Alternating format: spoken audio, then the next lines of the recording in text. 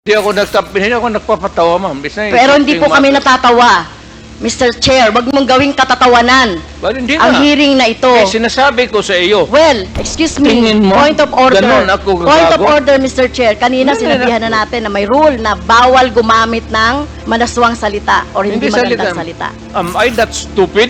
English yan. Ang Tagalog niyan is ganun ako gagago. Abogado ako, fiscal ako, ganun ako gagago. Kamang ma'am. Kung may ebidensya po tayo na involved siya sa droga, patayin niyo rin po si Oo. Michael Yang. Ako, maniwala ka. Kung may mga ebidensya po, Oo. patayin niyo. Sasama, tawagan kita kasama ko. Hindi po. Ayokong Samahin ayoko kita. pong maging katulad Ako ninyo, yung no? At ayokong masama witness. doon sa ayan. You will So, be hindi a po. witness to a murder. Hindi ko po gagawin yun, Mr. Chair, no? Sumama kay Mr. Duterte para putay. Yan ang problema mo. Mas marunong ako sa iyo, ma'am. Hindi talaga involved yan. Magtanong So, ka ng involved. pulis ngayon. Kaya Gusto mo, nga. magsama tayo sa NICA. Sama tayo sa NBI. Ngayon, pagkatapos nito, kung may makasabi sa iyo, may isang ahente na involved yan. Dahil hindi po ako nasatisfy. Ma'am, Attorney I am Neri. not here to satisfy you. Attorney Neri, Mr. Chair, Sobrang nakakagulat na balita. Grabe, former President Rodrigo Roa Duterte humarap na sa Quadcom.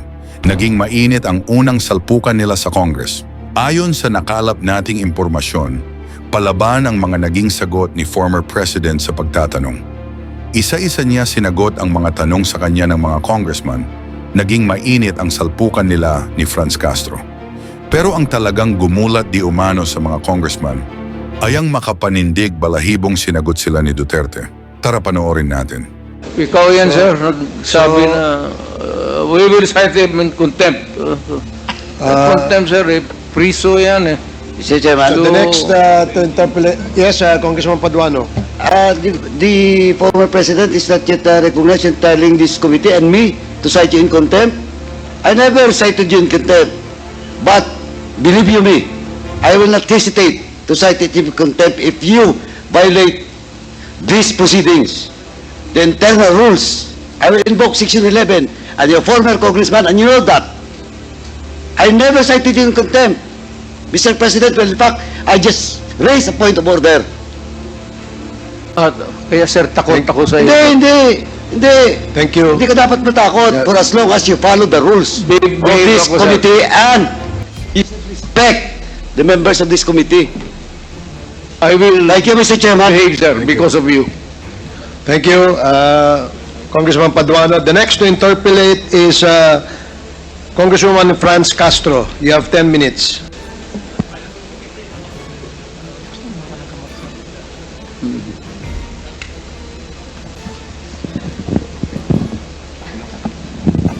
Good afternoon, Mr. Chair. Magandang hapon po sa ating lahat.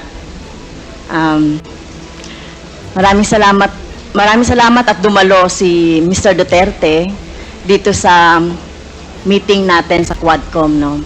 Ilang beses po natin pinapatawag kahit doon sa Committee on Human Rights ay hindi po dumating.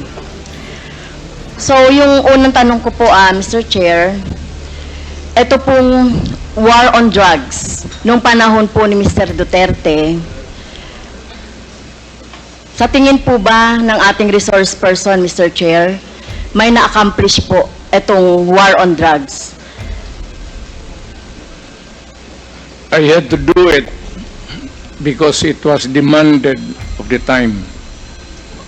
And whether you believe it or not, whether you have the statistics different from ours, the government, it has gone a long way to protect the people, especially the children. Successful po. Successful po ba ang war on drugs ninyo, Mr. Chair? Successful, ma'am. So, how do you measure po yung success nung war on drugs? Well, because there's minimize yung drugs. You cannot entirely eradicate drugs because pang hanap buhay yan eh. Until now, You cannot kill everyone na alam mo o hindi mo alam. It's a commercial thing that is of value. And people, yung walang trabaho, walang hanap buhay, papasok talaga dyan. Lalo na if they are criminally inclined to do it. So, sabi nyo na-eradicate ninyo, Mr. Chair, Mr. Duterte, yung problema sa war on drugs nung panahon ninyo. And then, you cannot Hindi. eradicate. No Okay. country in this planet, even the United States, it's more of a problem to them than us. Hindi mo ma-eradicate, ma'am. Hanap buhay yan. Okay, pero sinabi niyo po kanina, Mr. Chair, sinabi niyo po kanina na success. So how do you measure success? Yun po bang ipinasa ninyo sa Supreme Court na more than 20,000 na namatay sa panahon ninyo? Yung extrajudicial killings na karamihan ay mga bata. So nandito nga kanina, no, Mr. Chair, Mr. Duterte, yung mga biktima, yung mga pamilya ng mga biktima, lalong-lalo na yung mga biktima na inosente, mga bata, no? Walang kinalaman sa droga, kagaya ng mga pinisent ng mga nanay dito. So, paano nyo mame-measure yung sinasabi nyong success? Hindi nyo na-eradicate. Gumamit na kayo ng force. Pinagpapatay yung mga suspected na mga drugs personality. Pero, hindi pa rin na-eradicate. Sabi nyo, hindi nyo ma-eradicate yan kahit na gumamit na ng patay. So, paano nyo nasabing success yung sa panahon ninyo itong war on drugs? Success in the sense that it was minimized.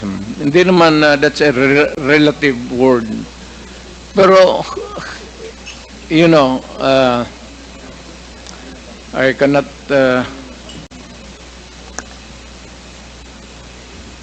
Minimize, Mr. basta ginawa ko yung dapat kong gawin sa panahon ko, ma'am. Whether it is really acceptable to all or none at all, ginawa ko yung dapat gawin ko as president at that time. Now, if you are asking for accountability, then if you can, I said, ina-admit ako naman, file the case, and I will go to jail willingly if you can prove the case, because this is a democratic country and there is a democratic process. Even for criminals and even for a president or mayor who committed a wrong in the campaign against the drug menace of this country. Okay, so sa tingin ko po, Mr. Chair, hindi kayo naging success, no? Sa dami ng napatay na biktima ng EJK, hindi yon, no? Hindi yon yung makikita natin na na-minimize na talaga yung droga. In fact, tama ba to, Mr. Chair, na wala namang mga big fish na nahuli during your time? So, pwede mang magbanggit, Mr. Chair, si Mr. Duterte, na mga big fish, yung mga drug lord, mga nagmamanufacture ng droga during the time. Kasi ang nakita lang natin ay bloody, no? Dugo ng ating mga maliliit, mga mahihirap na mga mamamayan. Pwede ka bang magbanggit, Mr. Chair, si Mr. Duterte, na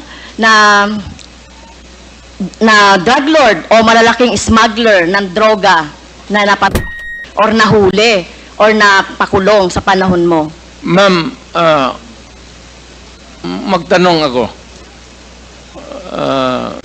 Mr. Chair, ako po yung nagtatanong, point of order. Hindi, teka muna. Pwede pong sasagutin na lang ng resource person. Mali yung tanong mo eh. So, Mr. Chair, bakit mali po yung tanong ko? Ang tinatanong ko lang po, may nahuli ba kayo na malaking kriminal, mga drug lords, mga nagmamanufacture ng droga sa panahon niyo po. Kasi ang nakita lang ng tao ay yung mga namatay na mga bata, na mga small time, na mga drug addicts, or mga pusher, etc. O meron mang mga LGU na mga mayor, merong iba. Kaya lang, yung pinanggagalingan po ng droga, meron po ba, Mr. Chair? Meron, ma'am. Marami doon nasa dagat, harap ng Davao. Yung iba naman dyan sa Mount Apo. Can you elaborate on that? Anong dagat at anong tapo? Tinapon ko. Sino po yung mga tinapon ninyo na mga drug lord at smuggler at malalaking fish sa droga? Hindi ko na tinanong bakit pa ako magtanong. Basta pag nahuli, drug lord, I take over, lagay ko sa bangka, pagdating doon sa dulo, talian ko yung kamay pati paa, tapos itapon ko. Okay. So, dapat po magbanggit kayo. At alam ko po, Mr. Chair, si Mr. Duterte ay isang lawyer. At alam ninyo yung due process. At alam nyo ba paano pahalagahan ang buhay? Whether yan po ay talamak na kriminal o wala ng pag-asa sa buhay or whatever, kung nahuli, dapat ay binigyan ng due process, ikinulo, inahawan ng cases, kinulong, at hindi agad-agad ng pinapatay na katulad ng ginagawa ninyo, Mr. Chair, ni Mr. Duterte. Ginagawa ni Mr. Duterte yung sa sinabi niya. Ma'am, ang preso kasi ma'am sa amin is only good for 40, 50. Minsan umaabot na kasi ng 80, 100. Overcrowded na. So, yung iba, itatapon mo na lang para medyo maluwang. Well, excuse me sa mga audience, no? Siguro may kakampi dito si Mr. Duterte. Hindi po nakakatawa yon. Hindi ako nagpapatawa, ma'am. Pero hindi po kami natatawa. Mr. Chair, wag mong gawing katatawanan Well, hindi ang na. hearing na ito. Sinasabi ko sa iyo. Well, naging presidente ka, Mr. Chair. Correct. Pero dapat alam niyo po yung due process at pagpapahalaga sa buhay. Hindi yung ganyan. Sino bang may kasalanan? Bakit po congested ang ating mga kulungan? 'Di ba? Bakit po sinasabi ninyo hanap buhay ng ibang mga tao yung droga? 'Di ba dapat obligasyon ng pamahalaan na i-provide ng pagkakataon, oportunidad para sa employment ang mga tao para hindi po na sa droga na katulad ng sinasabi ninyo, no, mga dahilan. Pero ito po, no, wag niyo pong gawing katatawanan. Kung totoo po yung sinasabi niyo, name names. Sino po yung tinapon niyo sa sa dagat? Nakita pa po ba yan ang kamag-anak niya? Ito katulad po ng mga biktima ng ating droga, ng biktima ng EJK dito. Wala man, Davao man ako assign, ma'am. Hindi po, Hindi ito man katulad dito? nito, katulad niyan. Sinabi po Mr. Chair ng ating ni Mr. Duterte na pag may nahuli siya na sangkot sa droga o malalaking fish, tinatapon niya. So ganun na po ba ka-cheap? O wala kayong pagpapahalaga sa buhay ng tao? Kaya sa panahon ninyo ng war on drugs, no wonder 30,000 or less ang namatay sa panahon ninyo. Sa halip na gawin ninyo ay i-rehabilitate, bigyan ng trabaho, pero ang ginawa ninyo sa mga pulis, utusang patayin ang mga biktima ng droga. Tama po ba yun, Mr. Wala Chair? kasi akong trabaho maibigay sa kanila, ma'am, hanggang ngayon. It remains to be a problem. What you're mounting is still the same problem that we have had for all these years. Hanggang ngayon, nandiyan pa rin yung droga. Hindi yun matatapos. Hanap buhay nga. Pero hindi po siguro katulad nyo, no? At ito ay magsisilbing lesson, Mr. Chair, kay Mr. Duterte, no? At sa masusunod na mga mamumuno sa ating bayan. Hindi po solusyon ang pagpatay, no? Kung walang mga hanap buhay, bigyan ng hanap buhay. Pagsikapan dito nga, 'di ba? Ginagawa nga natin ng buong makakaya natin para bigyan ng kahit papaano ay tulong yung ating mga mamamayan. So hindi po ito dapat patayin, no? So mukhang mali po yung line of thinking Hindi ni dapat, ma'am. Pero kung talagang, Mr. Duterte. if the situation calls for it, I will not hesitate. And the police should not hesitate. Especially facing a criminal who is also going to kill you pag hinuli mo, dapat patayin mo talaga. At ayaw ko makita na buhayan kasi gamutin mo pa sa ospital, magastos pa ang gobyerno, tapos tapon mo doon sa prisuhan, pakakainin mo pa. Tapusin mo na. That is my philosophy. And I don't believe in I you, do, if Mr. you do Mr. not Chair. like if you do not like my ideology, fine. That's mine. Bahala ka na sa buhay mo kung ano yun. Opo. At bahala na rin po yung yung hustisya, yung batas sa inyo po, whether dito sa bansa or sa ibang bansa po. Naging presidente Pero ako. kung ganyan po yung, Mr. Chair, kung ganyan ang line of thinking ni Mr. Duterte, na walang ganyan niya ituring ang mga mamamayan, na kapag hindi niya mabigyan ng hanap buhay, nagdroga yan, patayin na lang. So what kind of thinking of that, Mr. Chair? Right thinking. That's yours. What Sa ano niyo yun? what else can you think of? It's the right thinking. I don't believe in you. Well, Okay, next, Mr. I'm not Chair. asking you to believe in me. Okay, fine. Far from it. Fine, Mr. Chair.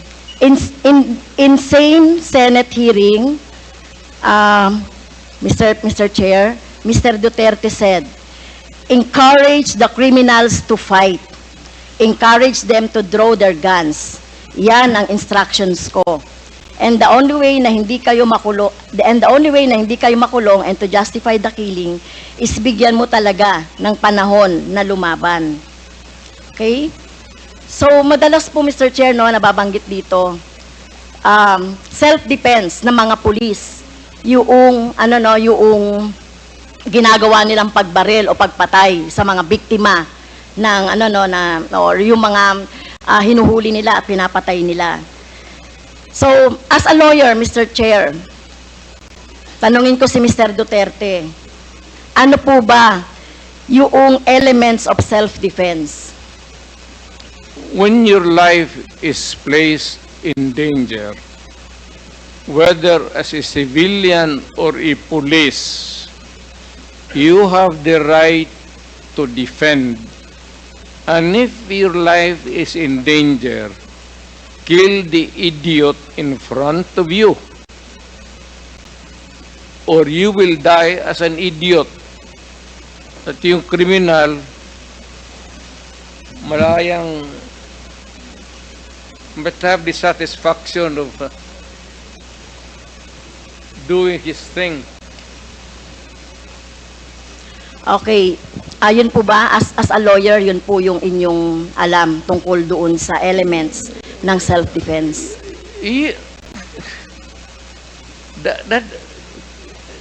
Ibang ma'am, performance of duty, yung self-defense, elements of self-defense, kasali yan doon sa, it also favors the policeman or soldier.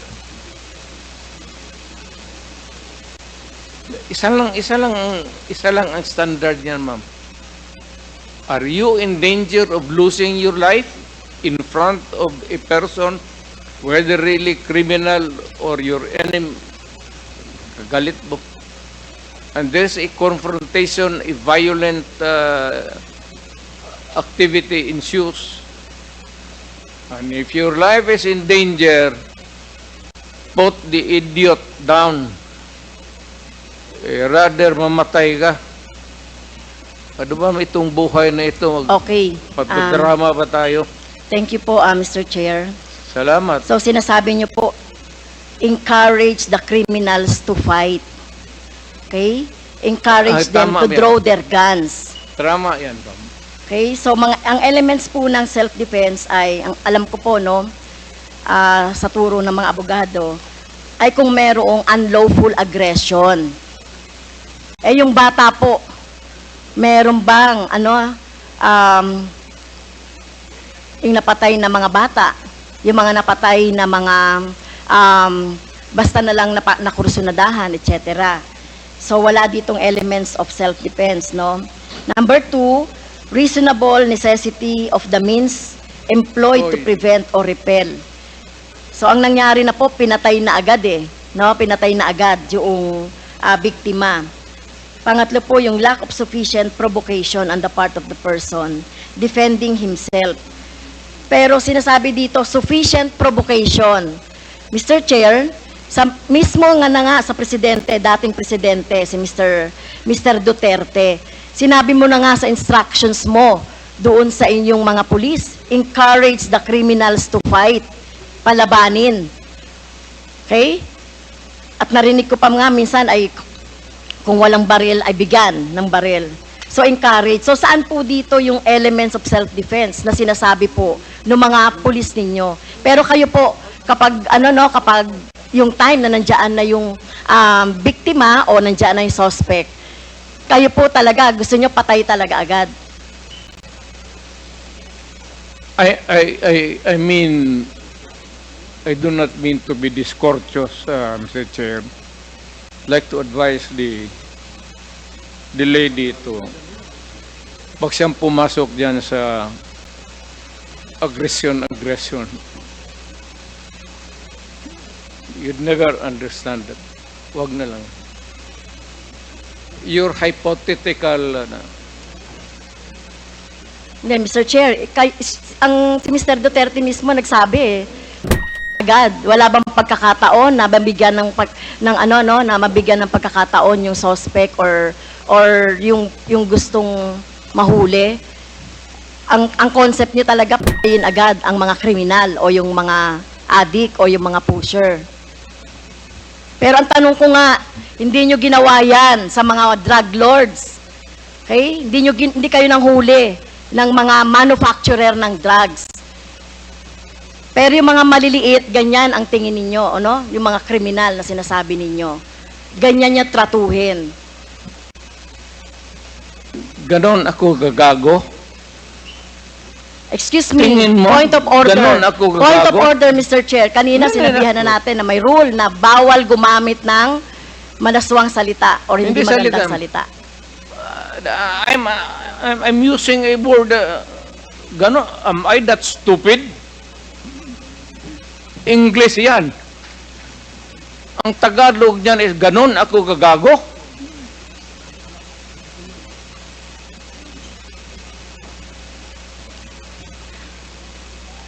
Abogado ako, fiscal ako, ganon ako gagago. Tama kayo, Mr. Chair, tama po si Mr. Duterte, abogado kayo. Pero alam ko, pag abogado, dapat alam nyo po yung due process of law.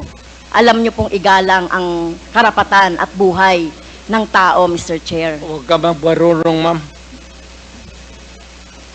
You do not know me from Adam. Basta na lang na anong narinig ninyo yung that's is Okay. You have 3 minutes Okay. left, Congresswoman Castro. Yeah, last time na po ba, Mr. Chair? You have 3 minutes left. 3 minutes na lang. Okay, thank you, Mr. Chair. Si Michael Yang po ay kilala na at kilala pong malapit sa inyo sa kay Mr. Duterte, Mr. Chair. At in fact, sa panahon po ni Mr. Duterte, inappoint siya as economic manager. So, dito po, Mr. Chair, nababanggit sa mga resource persons natin yung papel ni Mr. Yang, Michael Yang, sa droga. no, sa kalakalan, sa droga. So, ang tanong ko po kay Mr. Duterte, Mr. Chair, gaano niyo po kilala si Mr. Yang o si Michael Yang? Michael Yang is an owner of a big department store in Davao City. Nag-irate yan, ako ang nag-cut ng ribbon sa department store niya. And every businessman, whether ang background mo hindi kung saan ka galing impyerno, if you want to have a picture with me, I will gladly oblige you. Even the criminals. Alam mo, do not confuse your, just because they are Chinese and they suspect you. Michael Yang is out there. He has not been arrested. Wala namang dossier na pinapakita sa akin. Eh kung mayroon ako na ang pumatay, hindi na kailangan ang pulis. Ako na mismo ang... Kung may ebidensya po tayo na involved siya sa droga, papatayin niyo rin po si Oo. Michael Yang? Ako? Maniwala ka? Kung may mga ebidensya po, Oo! papatayin niyo? Sasama, tawagan kita, kasama. Hindi po. Ayokong Hindi, maging... samahin Ayoko kita. pong maging katulad ikaw ninyo, yung no? At ayokong masama witness. doon sa patayan. You will So, be hindi a po. witness to a murder. Hindi ko po gagawin yun, Mr. Chair, no? Sumama kay Mr. Duterte para pumatay. Yan ang problema mo. Okay. So, yun nga po, no, yun pong mga malalaking drug lords katulad ni Michael Yang na sinasabi. Pero hindi nyo po alam na involved sa droga si Michael Yang, Mr. Duterte, Mr. Chair. Mas marunong ako sa iyo, ma'am. Hindi talaga involved yan. Magtanong ka ng involved. pulis ngayon. Gusto Kaya mo, nga. magsama tayo sa NICA. Sama tayo sa NBI. Ngayon, pagkatapos nito, kung may makasabi sa iyo, may isang ahente na involved yan, yan lang ang suspitsa nila kasi pagka-in-check, yan, pag sama-sama ng... Hindi po. Ganun yan I ang beg to mga- disagree, Mr. Chair. Tayo po nirerespeto po natin ang citizenship. Tayo po marami pong mga hindi po tayo against sa mga in-check. No, Hindi that po is tayo the against characterization. sa mga sinasabi nating Chinese, lalo na kung Chinese Filipino 'yan na wala namang ginagawang krimen dito sa ating bansa. Kaya ang tinutukoy lang po natin yung mga involved sa krimen na mga nababanggit po no dito sa ating hearing ng Quadcom. So, sana po no nung panahon ninyo po dapat ang ikinulong at kung yung pinapatay instead ng mga mahihirap ay yung mga drug lords. Kaso wala kayong nahuling drug lords sa panahon Nahuli ninyo. si Michael Kaya- Yang nandito pa. Hindi pa hinuli. At bakit siya hindi nahuli? Anong ginagawa na itong magkagong pulis pati? Alam niyo po ba kung nasaan si Michael Yang? Nasa Davao, either dito, nasa Davao. May malaking tindahan yan. Negosyante yan. Lahat Okay. ng negosyante na Chinese, natural born dito sa Pilipinas o from China, pagka dumikit sa akin yan, politiko ako, ma'am. Para sa akin, boto. At contribution sa eleksyon. Pera. Kailangan mo sa eleksyon, pera. Prangkahan tayo. Boto pati pera. Kung may maglapit sa amin na ganon, at wala namang ebidensya na nagkakalat sa harap mo, pero ako, pagka sigurado ako na ganon kayang sinasabi mo ngayon, ako mismo ang gogorgor sa tao na yan. Okay. Wala akong pasensya dyan sa mga ganon. So, Okay. do not worry. Last question. Last I question. love my Last country question na po, more Mr. than Chair. anybody else in this room. Dahil hindi po ako nasatisfy doon sa sagot ni Mr. Duterte, kaugnay doon sa, kasi gusto nating maturuan yung ating taong bayan, ano, about doon sa, laging inaargumento na lang, self-defense, or whatever, no, o yung pag-encourage ng mga criminals to fight. So, pwede bang matanong si Ma'am, Attorney I am Neri? not here to satisfy you. Attorney Neri, Mr. Chair, to explain the elements of self-defense at bakit hindi pasok dito yung mga arguments ni Mr. Duterte. Thank you. Yung- Thank you, Mr. Chair. Hindi pasok po yung element. Ang elements kasi ng self-defense is una muna unlawful provocation on the part ng biktima. So kung inudyukan mo yon, ibig sabihin hindi siya nagpo-provoke. So tapos agad yung self-defense yun. Yung nabanggit ni Presidente kanina na official duty, sa totoo lang, ang self-defense, whether official ka ng gobyerno o individual kang pribado, hindi yan requirement, hindi siya element. Kasi kahit wala kang official duty, pag ikaw may unlawful aggression ng isang tao, may karapatan ka mag-self-defense. Ang pangalawa, lack of sufficient provocation on the part of the police. Admission mismo ng Presidente na pinrovoke. So, hindi talaga papasok sa elements ng self-defense yung ginawa ng police. Ngayon, klaro ba sa mga statements ng dating presidente, yung kill, ina-admit niya naman yon. Yung pag-claim ng self-defense, afterthought na yon, tingin ko, Mr. Chair, kasi hindi naman niya binabanggit dati. Pangalawa, alam ng police yung self-defense. Parang may kausap kang command conference, tapos, oy, pag nanlaban, tirahin nyo ha. No, all the policemen knew about that. That's not the issue. Ang context ng issue, Mr. Chair, sa Quadcom hearing, and in fact sa Senate, yung issue talagang right in the minds of everybody is hindi nanlaban. Wala namang nagdedebate dito na pag ang police ba ititreten, may karapatan ba siyang manlaban? Walang ganong debate dito. Wala sa discourse yan sa buong bansa. Nobody is saying na nanlaban na, may karapatan ka ba na birahin o hindi. Everybody knows that.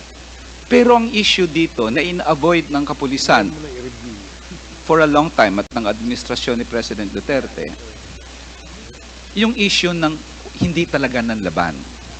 And in fact, we have some photos, if the COMSEC can show it, to prove that point, Mr. Chair, na hindi nanlaban. So nagtaka ako sa mga ilang general nung unang panahon na palagi nilang sinasabi, kung tinitreten ka, that was not the issue. I'd like to clarify it once for all. All these families, the victims, yung mga nanay na namatayan ng anak, namatayan ng asawa, namatayan ng tatay, ang sinasabi nila, lumuluhod na po. Nagmamakaawa na. So the issue na threat, hindi.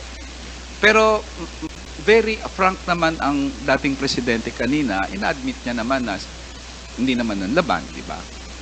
So may na-admit siya, tinatapon na lang sa dagat. So all these things naman shows na the issue of self-defense is not really an issue here.